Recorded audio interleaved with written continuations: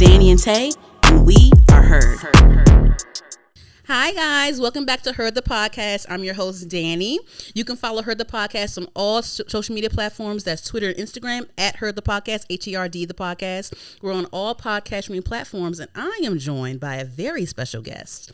It's been back-to-back special guests for the past 4 episodes now. Mr. Marc Bravo, how are you? I'm doing amazing.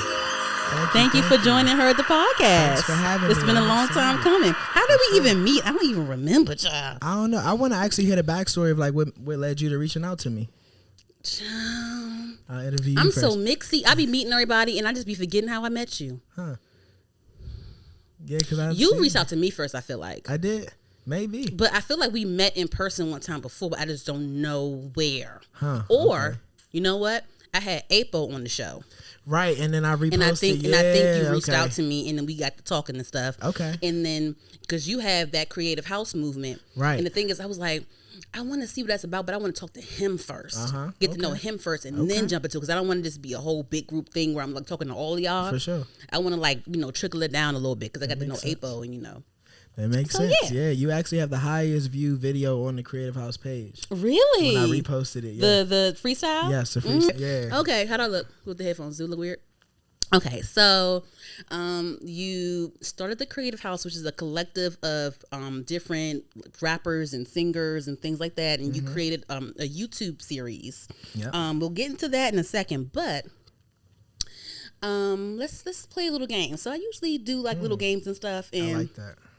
But let's do this because I feel like what you're doing is reminiscent of like the Diddy's and the Jay-Z's and how they have their clique, like every like big rapper I feel like, or like top rapper has had their clique that they tried to bring up with them. So yeah, it's a pattern. I want to know, one gotta go. Okay. Rock Nation. You scared? You scared? I'm anxious. Rock Nation. Young Money, or good music. And wait a minute. So now when I say Rock Nation, when I say Young Money, when I say good music, I mean everyone that came up underneath. So when I say Rock Nation, you can bring the Rihanna, the Kanye's, the Jay-Z, whatever. Good music. The Kid Cudi, the Travis Scott. Actually, Travis Scott came up with the T.I., right?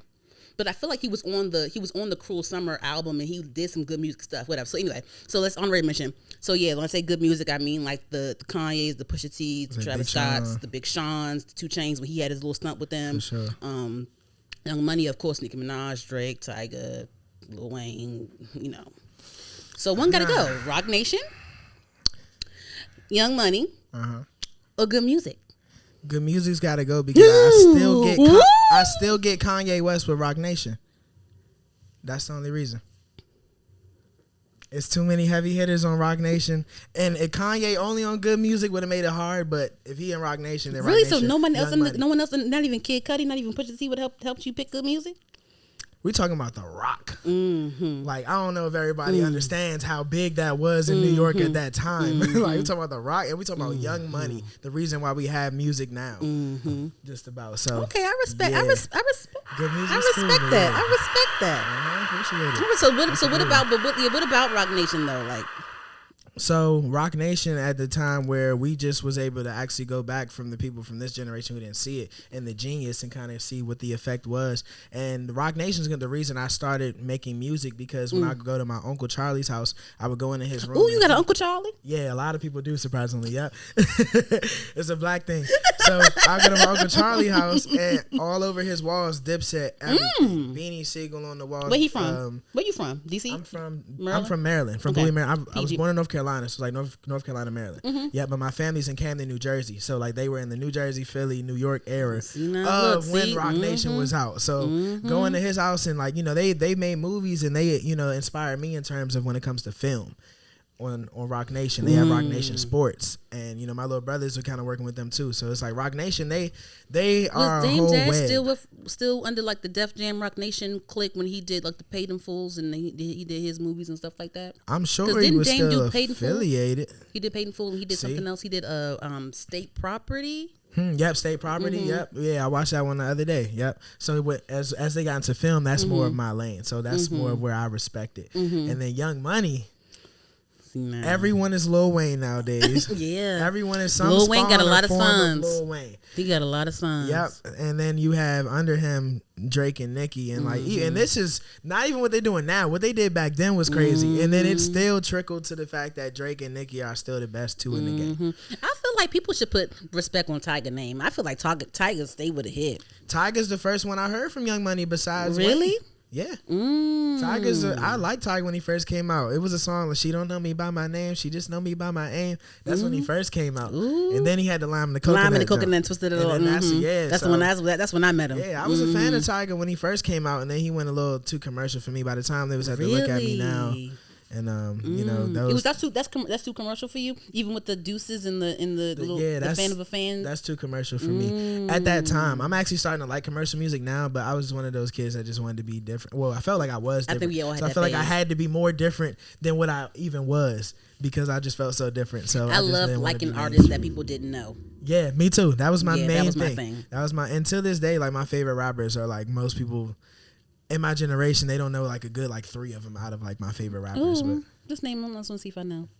Jay Electronica is my favorite rapper. Oh, I know Jay Electronica. Yeah, that's it, exactly. Yeah, people they caught on that, but I've been Jay Electronica fan since 2008. Like when he actually dropped his music.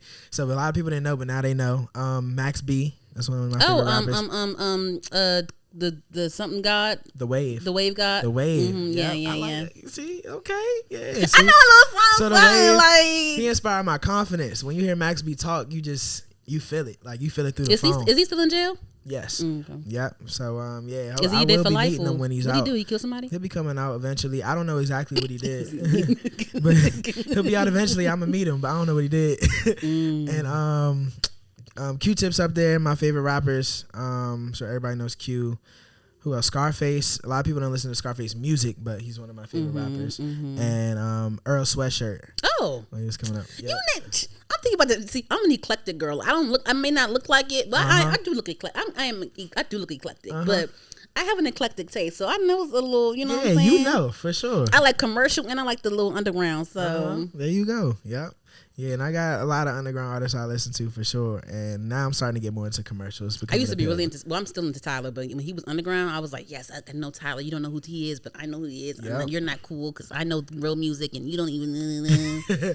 Whole thing. Yeah, Tyler, he grew on me a lot. I didn't like Tyler that much at first. Really? I respected his talent. I just couldn't. It wasn't Goblin. Wasn't my vibe. Wolf was my vibe. Wolf is a good one. That's me. That's where I'm at. That's my wavelength. And once I heard Wolf, I'm like, okay, I see. But I think he started taking off like after Flower Boy. That's when like people were like, yeah, and then he can make hits. It shot up exactly, and then Earthquake, everything put him over. Yeah. Like how was it? Because I feel like with him and this kid, go towards you too. Like I feel like he did a lot of the groundwork. He has like a cult following. So like he's even if he's not on the radio, like he's still gonna be good. He's still gonna sell out festivals. He's still gonna sell his concerts. He's still gonna sell out. Yeah. Like exactly. How important is that to you? Like what do you do to do the groundwork? And what do you do to like get that legit following? Oh man, it takes a lot, and it takes a longer time. And I go into understanding it's gonna take me longer, but it's gonna be more pure. And when I have it, I'm gonna have it. So it's just certain things that I'll do as far as like my music. Every time I record any project of work, I'm gonna go buy a property or gonna rent a property out where I'm gonna go to that city, figure out the culture there, meet new people, deal with different women, do different things so that I can get an energy to now put towards my music. So like that's kind of that's just like a glimpse of like the effort that I put in to building my fan base.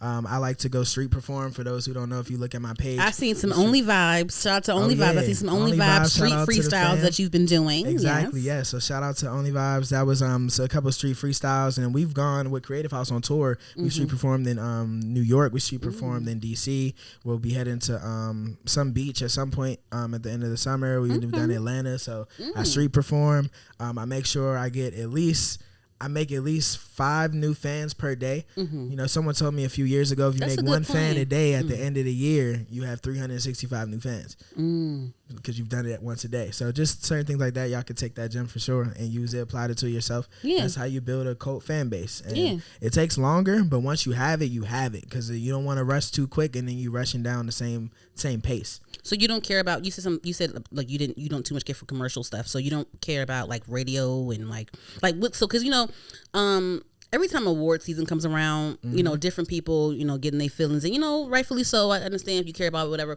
But like when it comes to being played on the radio or getting awards or being, you know, quote unquote recognized, like how do you feel about things like that?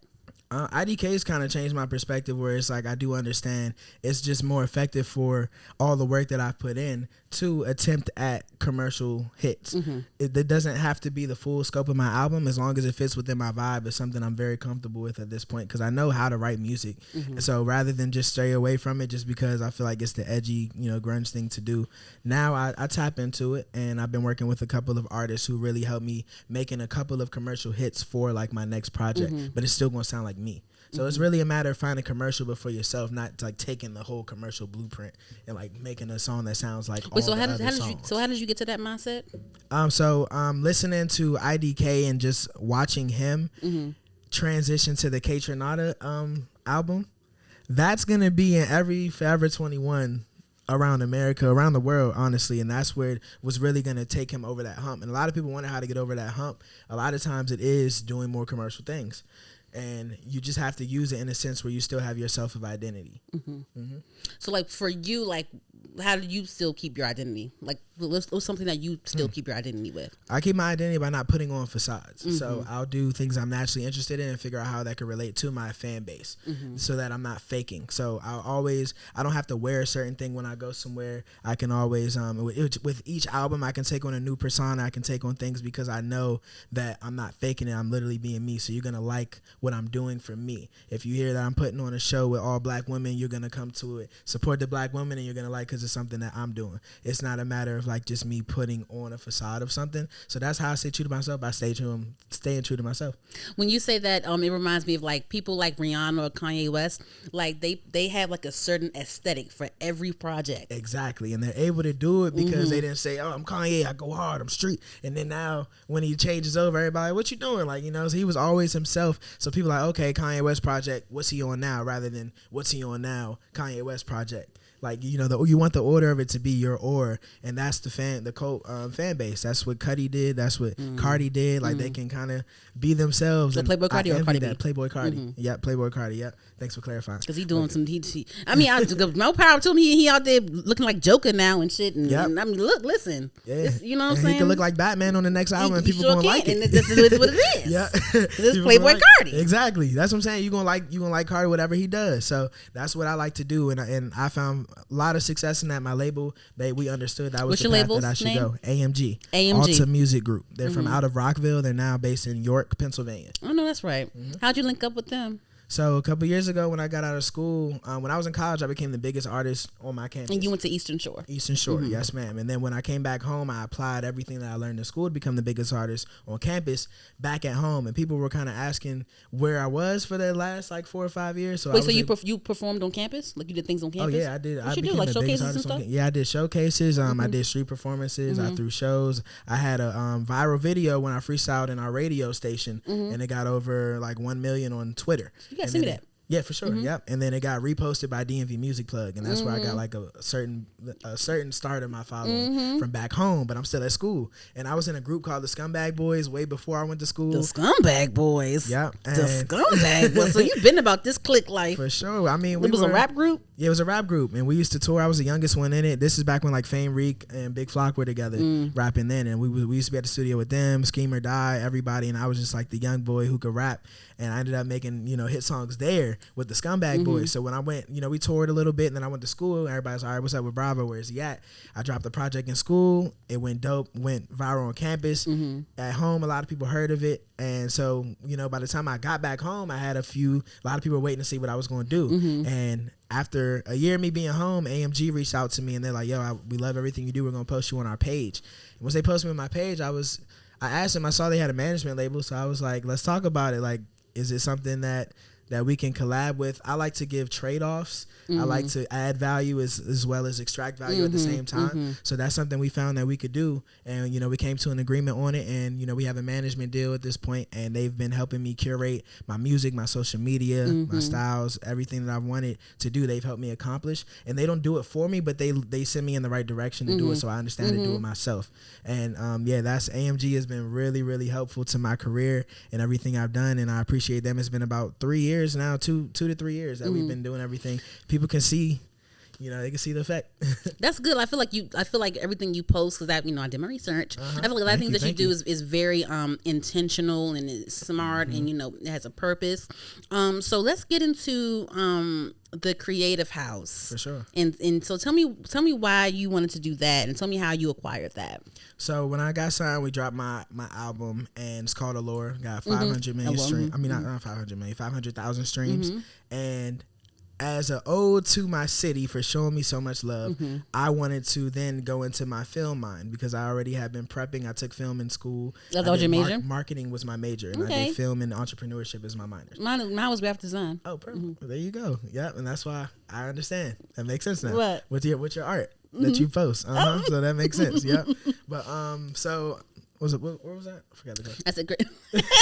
It's creative house. Yes, creative and house. And you said you perfect. Like. Why do you like film? Before you go into that, why do you like film? Because I was never a filmmaker. Okay, so I was a graphic designer, and we have certain classes. I have to take photography. I had to take filmmaking class. So I did a couple of films, for school. But I always enjoyed watching films and just dissecting films. So what about films are you into? Why do you like film so much? I like aesthetics and nostalgia, and I like to recreate it a lot of times. So with film, I watched a lot of. I saw the transition from black television go into this weird Tyler Perry, Kevin Hart transition where we lost every black show that we ever had. It was weird. I'm sure everyone else noticed that transition. So I like to bring back joyful black film and actual funny black film. Yeah, where filming. They took all the black. All of us, and they took off Everybody Hates Chris. Remember The Game? They was they just took off all the black shit. At one time, and that was the remainder of it. But it started with the Wayans Brothers, Martin, Fresh Prince. We don't have anything like that. Even at That's So Raven, we don't have that anymore. So it's just weird to watch that. So I wanted to then bring back black film, and of course with everything I do, it has to make sense. So the first project I did was with Creative House. I have more things that I filmed since then that will be coming up, but Creative House was the first thing I decided to do as an artist. I was at DJ Bree Mafia and Trilla K's crib. Shout out to Bree and Trilla. So shout out to them. And I was in their crib. We were with Sir EU that night, and he just kind of took me upstairs and showed me the crib. You know who Sir EU is?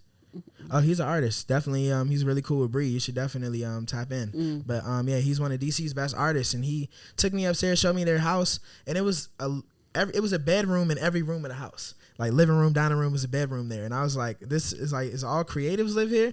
So it was weird for me. I performed in their basement, and then I just sat upstairs with Sir EU, and I'm just looking around, and I'm like, this is dope. I wonder what goes on in a house like this every day if someone was to film it. So what I did was, after a week, that idea sat with me, and I'm like, I could rent a house like this and put a whole bunch of creatives in it and film it and actually see what happens. So that's within a month, because I have all the resources I have now from being in the industry for so long. I was able to get the videographer, the makeup artist, photographer, chef, everything we needed within a month. And then we got the house within 2 months. So we filmed. I had the idea last January, and everything was filmed by April 9th. Okay, so how long did they have to stay in the house, and what were some of the obstacles that they had to go through? Perfect. So one of the obstacles was getting there, but they had to stay in the house for about 48 hours. And where was that? I feel like April told me, I just can't remember where was that? In Elkton, Maryland. Yeah, some wild ass shit like that. Yeah, it was pretty far. Yeah, the B&B. Some of the obstacles first were letting this white woman know we would be filming a show with all black people. It'd be 20 people in her property, and it's a lot of niggas. Yeah, I understand. I would have said the same thing. There's a lot of niggas in my house. So I had to convince her that what we were doing was professional and productive. And when we got there, I do social media for a transportation company, so they were able to shuttle everyone from. I know that's right. Social media for a trend. That's your 9 to 5. What'd you say? I know that's right. It's not my 9 to 5, but that's one of my streams of income. I know that's right. Social media for a company. Yes, go ahead. Yes, ma'am. So we ended up, they took them from Wawa out to the Elkton, and this was the Wawa and Bowie. So it was an hour and a half trip. They were able to bring all the artists out, and that was really the hardest part. Once we got there, we had everything for them. Once the artists got there, really, that was the hardest part. And then at the end, just getting out with. We had a few run-ins with the lady once we left, but we ended up working everything out. She was riding by, looking at us and everything while we was in there. That's good. It's a lot of niggas.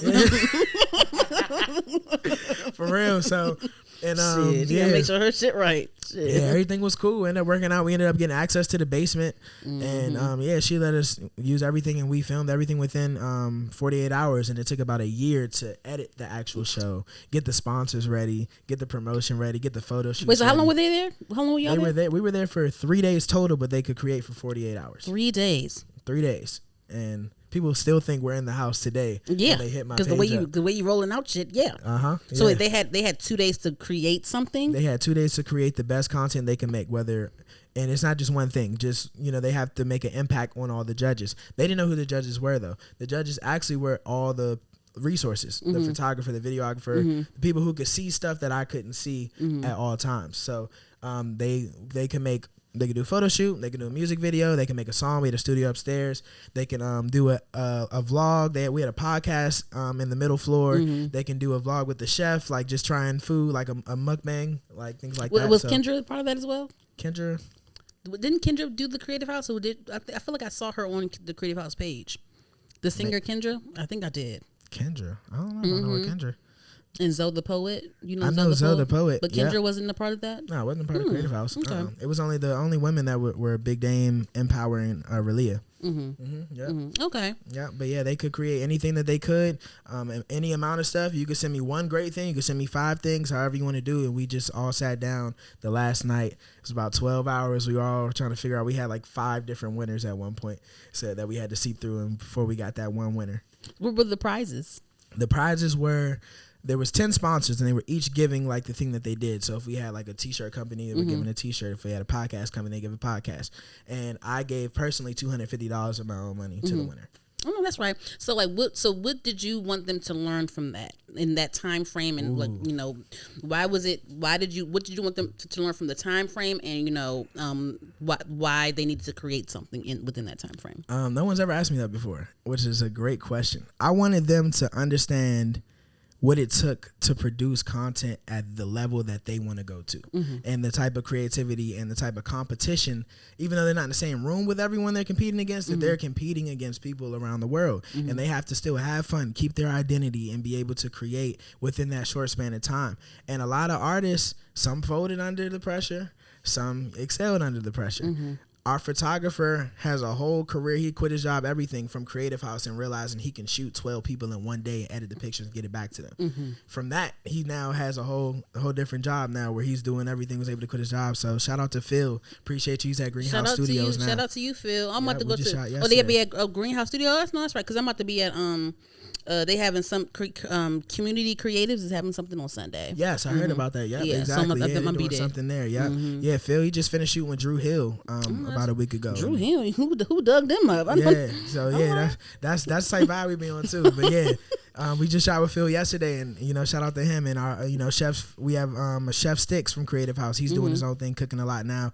And it took you see what Abo's done. You see what Empower's done. You see a lot of people in Creative House who's really doing their thing now. So I wanted them to really see what it took and to see how much they can come up with in 48 hours under the pressure. So what do you want to expand that though? Do you want to do another situation, maybe longer or the same formula? Sure. Or? We're in talks with plenty of networks right now about season 1. They wanted to see how season 1 was going to perform. Do we know these networks? You do. I can't name anything under contract right now, but we have some talks with some networks, and they liked how season 1 performed, and they think that they can help us out with a bigger budget and some better camera work, and I'm all for it if it makes sense. I'm down. Yeah, I can't wait to see that. You make sure the paperwork is right. For sure. That's what takes time. And that's one thing. Time is on my side, and I understand that. My label got me to understand that. I used to rush to do things just because I wanted to get the thought out. But if it doesn't make sense, it's not time. So it's pretty simple. Would you ever want to start your own label and take people under your own? Oh, for sure. Either that or be A&R, talent scout. I think I have a good eye for talent. At this point, I think I've proved that to myself and a lot of people from time to time. For those who want to see how well I curate shows and how well I find artists, we have Shea Butter Show, which is going to be at Only Vibes on July 31st, all black women show. you're gonna love it. And you may not have heard of many of the artists there, but you're gonna wonder why you haven't. Oh, that means get familiar. For sure. Because I was like, I almost asked about when I put up the Rock Nation, the good music, or whatever. I almost put in Bad Boy, but I was like, but I just got finished. Oh, you want to do that? You want to do that one? Okay, one gotta go. Rock Nation, good music, Young Money, or Bad Boy. Wait, you can't put good music back because I'm gonna still sending good music home over Bad Boy. Really? Yeah. Okay. Yeah. Rock Nation, Young Money, or Bad Boy.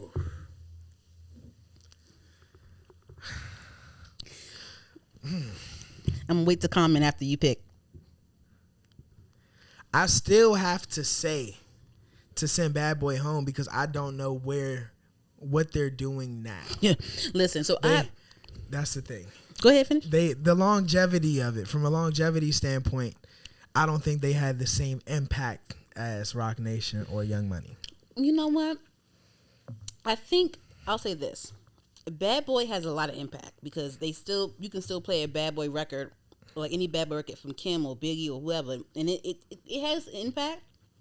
But I think it was the drama that was behind the label. Because I just got finished watching like this doc. There's so many Diddy documentaries about how he stole from so and so. That's the thing, right? Getting paid and shine with the jail. Like that whole thing. But so it's so, it's just kind of weird. It's so much drama behind it. But they did produce like some quality talent, some moments. There were some moments, I will say that.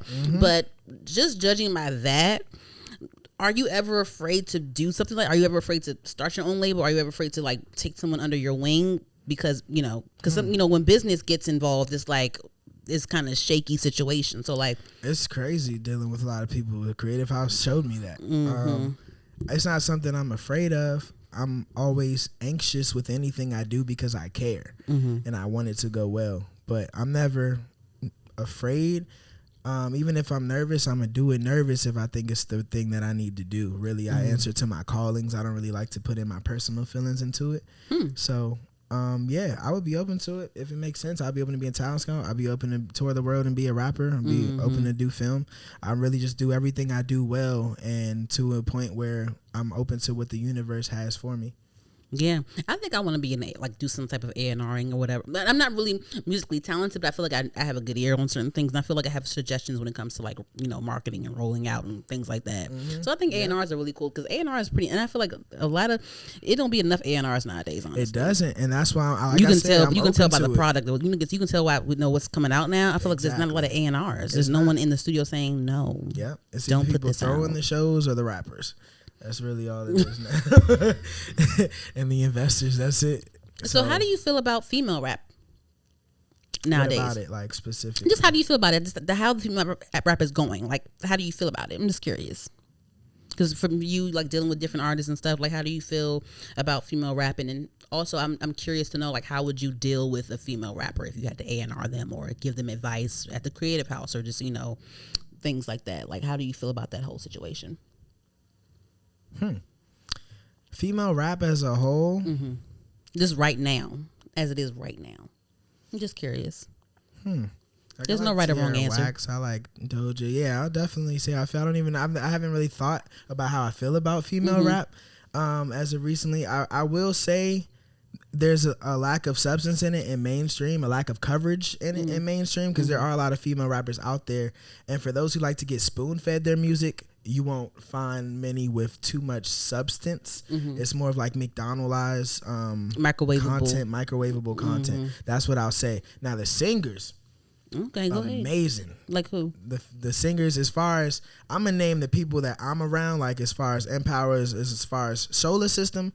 Y'all haven't heard of Solar System? Maybe I don't know if you've heard of her. Solar System did a show under my card at Only Vibes when I threw a show. It was like mostly black women at that show. I look back at her page a week later, and this isn't because of me. She's already been on it, but like she did Dancing at the Super Bowl on Mary J. Blige set. She was at Super Bowl? She did something in the water. She was up there dancing. I forget who. Oh, she's a dancer. She's a dancer, and she also sings because she's around everyone. Like she's on stage with Kelly Rowland, everything. But I didn't know this, and she was so happy to be a part of my show and to like sing because she's been dancing for a long time. So Shola System is incredible. She seems like it's like cliche, but like she would be like a artist in like a Black Panther movie. You would.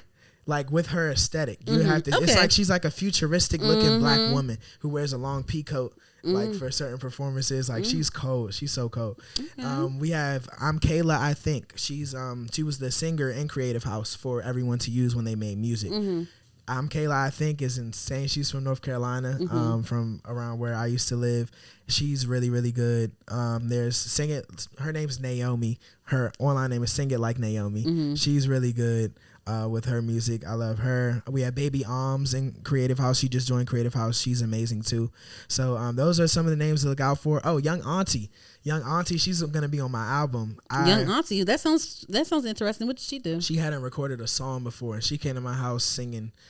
She's gonna be on Billboard one day, for sure. You gotta play me some stuff after we cut the cameras off. I'll show you some stuff, yeah, for sure. Yeah, she came through my house, stayed for like 2 days, and we just made music. And amazing artist. Like I don't know why she hadn't recorded a song before. So that's kind of what I do though. I kind of find people who are really talented, but they just haven't connected the dots to figure out really like how to get started or like how to get the resources that they need. So that's what Creative House has been for everyone. So you're more so geared towards like female singers? Or really everything. Well, as far as female rap versus female singers, yes. But as far as female rappers, we have Neptune that's going to be on our show, on Shea Butter Show. Amazing. And she's going to be, I'll show you her too. She's probably the best female rapper I know. And Nezzy Momoto, she's from Texas. She's another one that's really dope too. Yeah. So yeah, there's a couple out there, but they're just not, they don't get the same coverage. I'm not sure why, but I think that you just may have given me a new calling to find some female rappers. Yeah, I think I love female rap, and I love like people like Doja Cat just because like she's like, she's well versed, like she's very flexible, like the genre bender to me. But in my opinion, I just feel like with female rap in general, I love the female rappers. There's a lot of talented ones that's out, that's in the forefront. But I think one of my main issues is that like everyone looks the same. And I'm more of like a visual. I'm a very visual girl. Gotta have good music too, but I'm more of a visual girl. Like everyone looks the same. I agree. And so if I ever had an artist, or if I ever A&R'd like a female rapper or whatever, I would try to sit down and be like, okay, so who are you? Like, how do you feel? Like, I don't want you to like jump into the same aesthetic. Like who are you? And like build off of that. I agree. That's what we're doing on Big Dame in Creative House. I had to sit her down and ask her, who are you? Because she was on boss. Like, I'm a boss woman, everything. And I'm like, that's dope. But a lot of that exists. Yes. So you're more, and as we talk, we learned she's more into investing mindset. So I'm like, we can go that route, and you could be more of like professional, invest. We can go that route and figure out where we could go with that. Yeah. And it could still be like a dope. She's figured out like a Lauryn Hill investor type of vibe where she can rap, where she looks like she's going to be really artsy, but she going to rap like Lil' Kim. Right. So I'm like, okay, we haven't seen that. So let's go that route, So I agree with that approach for sure. Figuring out who they are, and then from there we can figure out how to promote you rather than figuring out what's hot and then just. Because I'd be like, damn, like she can rap like shit, but she looked just like so. It's crazy you say that. I was at Griselda's show, and there was I forget her name, it was Caesar something, and she's under Griselda. Griselda. Yeah. Yeah, and she came on stage, and I thought it was Meg.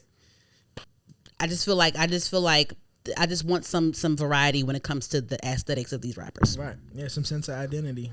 Like you can be influenced by so and so, that's cool, but it's like the same uniform. Literally same uniform, body, everything. So, yeah, I like a good Queen Latifah, and like I want to see that. I want to see Lady of Rage. I want to see those type of artists. So yeah, if we could.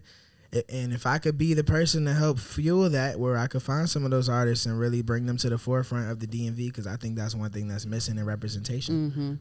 So how do you feel about the DMV music scene? I asked people this because I had an artist here last week. We got into all those things. Because it's been like ever since like Pharrell came with the festival, it's been like a lot of these conversations.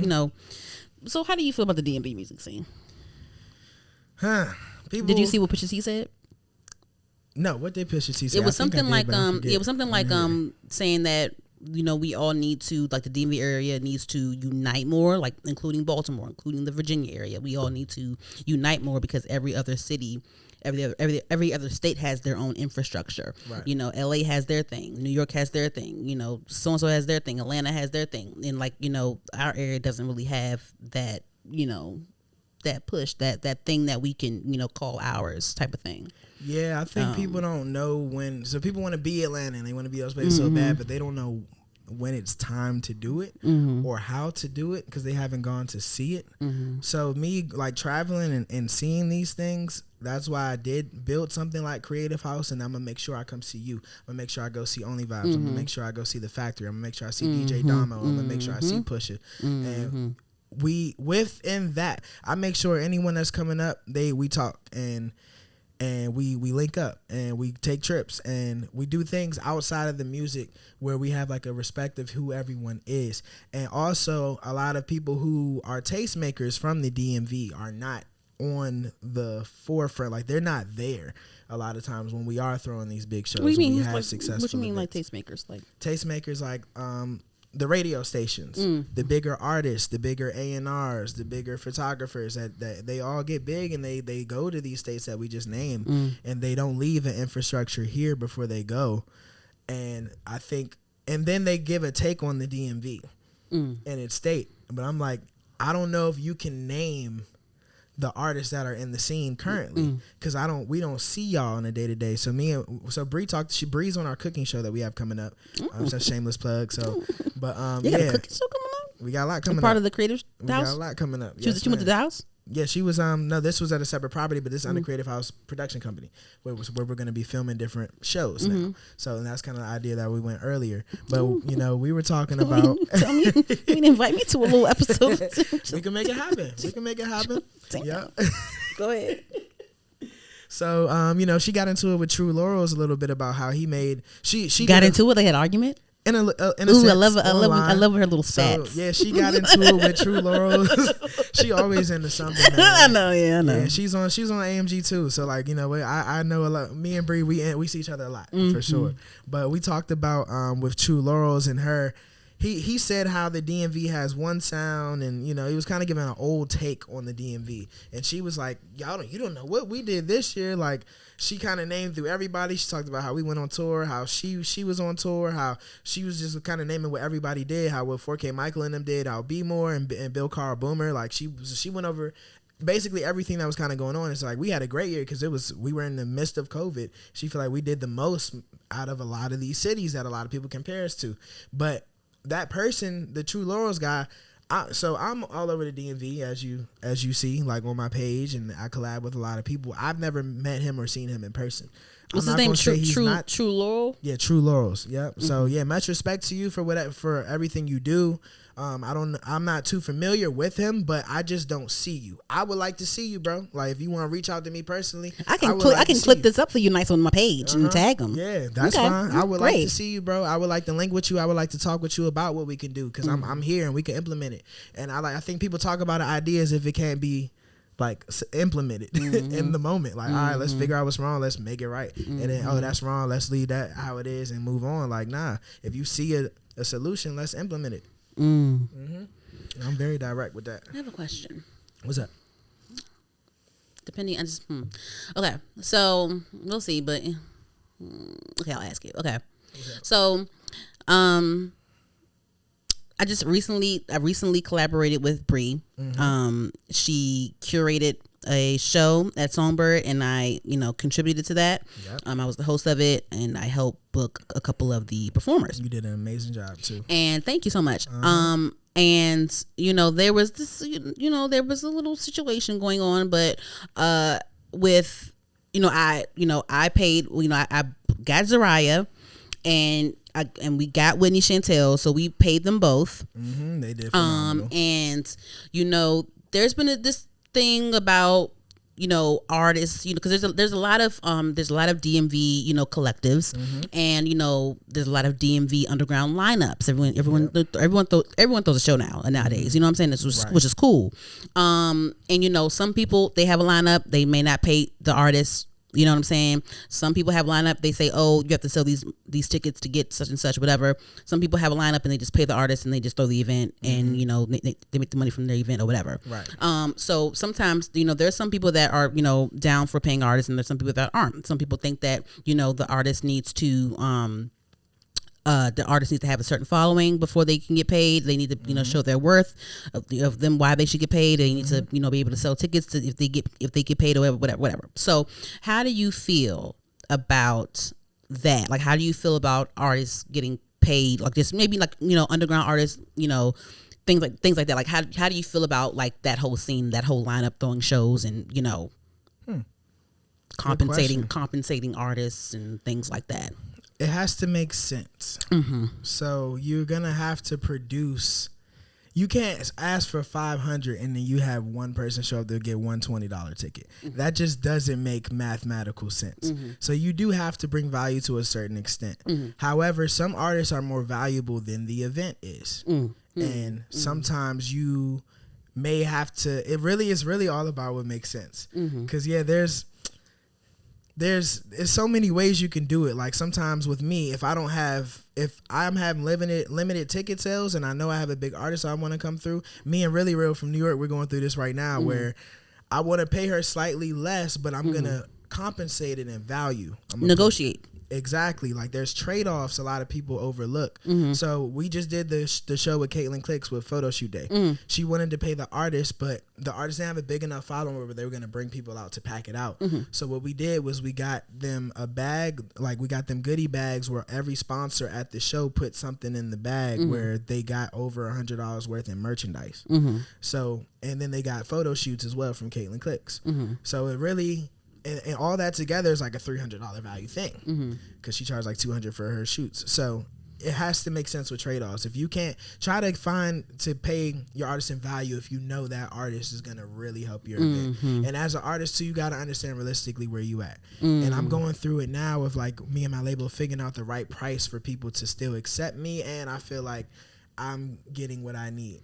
And you have to play things psychologically too. Like there's certain things you may want to just ask for off the random. Like I need a vitamin water blueberry, acai berry at my show. Like and give me $100 and I'll do it. And it's like just certain psychological things help people understand how much of value you are. And let's say you do pack out that show with a lot of people. Now they understand next time they book you, they know you're gonna want your water.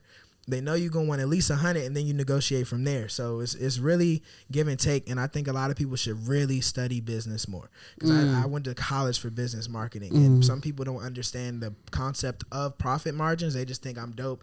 I'm worth some money, but it has to make mathematical sense. It has to make business sense. It has to make economic sense. So please, if you are an artist and you're in business, don't embarrass yourself by not understanding business. Really do it. Like this is not something that if you're going to do it on a professional level, you have to be professional. So just make sure that you're actually doing your homework and study things because you may learn something about yourself, may learn something you need to improve on, you know? Well, at least you have the mindset of still like compensating them or like watering them, you know, things like that. But sure. So what would you think what would you think it would be a moment where an artist shouldn't ask to get compensated? They should just, you know, be grateful that they're on that platform. Like, what's a scenario with that? If the artist is going to benefit more from being on that show because they're performing under said headline, or if they're performing at said venue. Like, if an artist, if you only are getting a certain amount of streams, a certain amount of fans, and someone asks you to open for them at the Fillmore, it may be better for you to get footage of you performing at your Fillmore so you can use that footage to show other people why you deserve to be paid. It just has to, like, don't shoot yourself in the foot. That's my thing. Yeah. Shout out to Zariah because I was like, she has enough clips for me to Zariah clips to like, look, girl, I will open up my pocketbook for you any day, girl. See? So let's just figure this out. She's worth it to you, and she's worth it to me. And killed it. She fucking killed it. So Whitney Chantel killed it. They killed it. And that's another thing. Alongside artists, venues, be realistic too with yourself. If Zariah, you see what she can do. Right. If you cannot pay her, do not ask her. Ask someone with a lower status. But even then, why would you want to? No shade to like anyone lesser, but like, why would you want a lesser act on your platform? Because you're trying to prove that you can throw a show. It depends. If you can still throw a good show with a lower level artist and you make your profit margin, that can make more sense. Okay. But don't go home in the hole because you threw a good show, unless that's the sacrifice you're willing to take for your next show. For the next show, it just has to make sense. Yeah. There's certain shows I didn't make any money, but people like, oh, I'm coming to his next show. This is lit. You need that footage. You need that proof. Exactly. Yep. So it's all the chess game. Yeah. When's your next show? My next show that I'm performing in. So I do have a show this Saturday. It's gonna be at Geese Lounge. I actually got paid to do that one. So this is you said where? It's at Geese. It's either Geese Lounge or Geese Lounge. Geez. G's Lounge. G's Lounge. Yeah, I think it's G's Where's Lounge. that at? It's in DC. Yep. Where? I believe it's in Northwest. Yep. And we're going up there probably tomorrow. Now that I finished photo shoot day, I can focus on that show. So I'm going to go over all the details with my manager and my assistant tonight about that show. So I'll know about it tomorrow fully. But I know I'm going up there and I'm going to be doing my 15-minute set and I'm going to kill this show. And so y'all can come see me on Saturday. My label, I was able to, because I'm not supposed to perform until I have a really big show. Can't really talk about it. It's in September. This is gonna be like you're not supposed to perform. Why?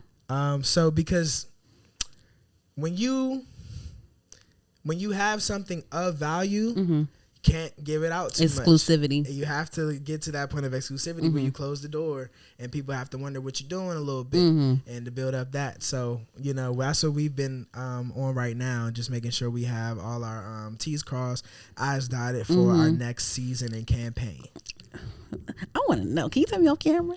I can tell you off camera. Okay. I'll tell you the whole lineup because we have a dope show. Okay. Yeah. And maybe, and also like one of the reasons why I really wanted to be a part of that show was because of course it's about women and my podcast is named Heard and it's about, me being heard and me expressing myself and me expressing my interests and things like that and me talking to you all. I like that. But I was like, you know what? I'm a host of a podcast, but I want to host I want to start curating stuff one of these days. I want to curate things and I want to host little events because I like that. I like, showing off my personality. And I was so nervous that night. I was really nervous that night. I was so nervous. I know. I felt it in you. Did. But you did it nervous. And I like that. Yeah, for sure. Yeah, but I want to do more of that. That was great. But I really enjoyed that. Yeah, you did. You did amazing. If you ask anybody there, they know you did amazing. People told me you did amazing. Really? Who? Yes, I'll show you after. Okay. Yeah. People told me you did good. So for sure. Yeah, just keep doing your thing. Go up there with that confidence and do what you do. Like you've practiced it. I could tell you know what you're doing. So just keep doing it. So when is your next project? My next project will be coming out either end of the year or beginning of the new year. We just listened to it on the way here, a little bit of it. You can play it, or you can play it when the camera's cut off. You want? We got a lot to talk about after the cameras. But listen, these walls have heard a lot. J Rob, no, he laughing because it's true. J Rob, ain't it true? These walls have heard a lot. When the cameras is off, these walls have heard a lot. Okay, okay, I'm just letting you know. You don't gotta be shy. You press play in here. Say less. Yeah, when we off the play, we can talk for real. But my next project is going to be the project that takes me over the hump.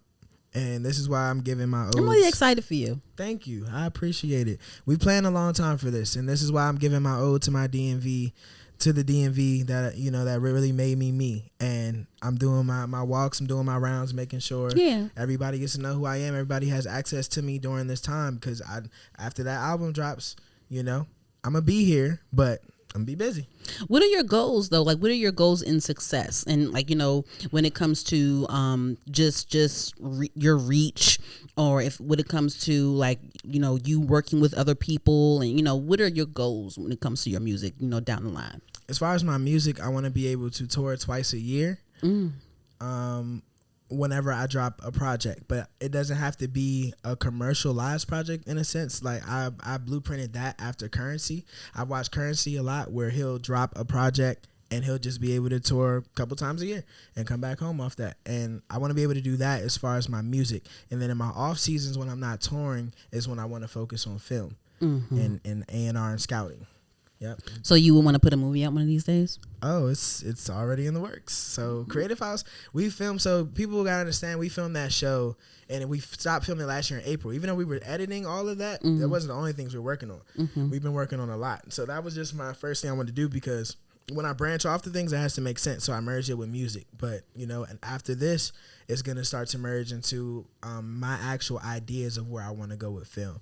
And if you were into black film and those 90s shows, I would definitely tell you to keep paying attention. We're adding a lot of people to the team. I have no problem outsourcing too. I love outsourcing because they really... My perspective, even though it's a good one, is just one perspective. So when I bring a lot of people like-minded to me in terms of like their passion and their talent, we can do a lot. And that's what people saw the product of Creative House. And when you see the product of these films and everybody be bringing together, you'll understand why it's important to have a team and why I picked the team I did. So what genres do you want to focus on? As far as just like I want to do it's really black film. So in terms of comedy, in terms of drama, and listen, black food, we black, horror. we range from all type. That's exactly. Why I love what Jordan Peele is doing, because he's making a twist on like black horror. Exactly. Like I'm like, ooh, this is dope. And like even the music that he chooses, like it's songs that we know that we grew up with, but it's like the way he like distorts them. Exactly. Yeah, exactly. Like whoa, and then the say my name, how you make say my name sound creepy? How? See. And that's the mind that him and his team have been able to like curate together. So it's not even a matter of like where I want to go as far. I just know that's what I want to do, and we'll have a team of writers. So if they pitch to me something that makes sense, let's go with it. No one could predict Shrek. You know what I'm saying? Like if someone came to me with the idea of Shrek, I would have turned that movie down. But it's an amazing movie. So it's really like Happy Feet is another one. An amazing movie where it's just like you wouldn't think that movie would do what it did. So if it makes sense, I'm all for it. And that's what we'll back at as Creative House. Okay. That's what's... Give Marc Bravo a round of applause. Thank you. Anything else you want to discuss before we close out?